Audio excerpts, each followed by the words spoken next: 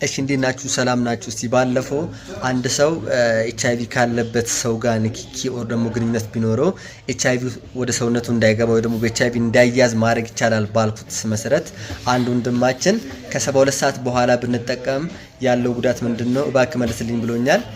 ከ72 ሰዓት ካለፈ አንድ ሰው ኤችአይቪ ካለበት ሰው ጋር ንክኪ ኖሮት ከ72 ሰዓት በኋላ ቫክሲን ኦር ደግሞ መድኃኒቱ አይሰራም ማለት ነው።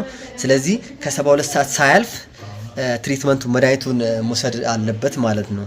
ካልሆነ በኤችአይቪ ፖዚቲቭ ይሆናል ማለት ነው፣ ወይ ደግሞ በኤችአይቪ ቫይረስ ይያዛል ማለት ነው። ለምን ከ72 ሰዓት ካለፈ የኤችአይቪ ቫይረሱ ሴላችን ውስጥ ገብቶ ኢንፌክት ስለሚያደርገው ኦልሞስት ልንያዝ እንችላለን ማለት ነው። ስለዚህ ይሄ ፒኢፒ የሚባለው ፖስት ኤክስፖዠር ፕሮፊላክሲስ ግዴታ 72 ሰዓት ሳይሞላ ነው መሰጠት ያለበት ማለት ነው።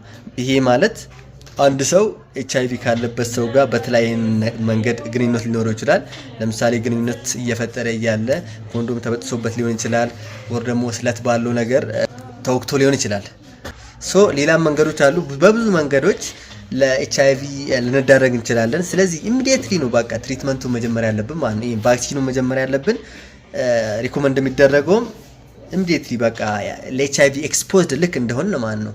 ማለት ግንኙነትም ከሆነ የሆነ ነገር ወቅቶንም ከሆነ ወዲያው ወደ አቅራባ ወደ የሚገኘው ጤና ጣቢያም ይሁን ሆስፒታል ሄደን መድኃኒቱን መጀመር አለብን ማለት ነው እንጂ ከ72 ሰዓት ካለፈ ኮምፕሊትሊ አይሰራም። በቃ ትሪትመንቱ ልንያዝ እንችላለን ማለት ነው።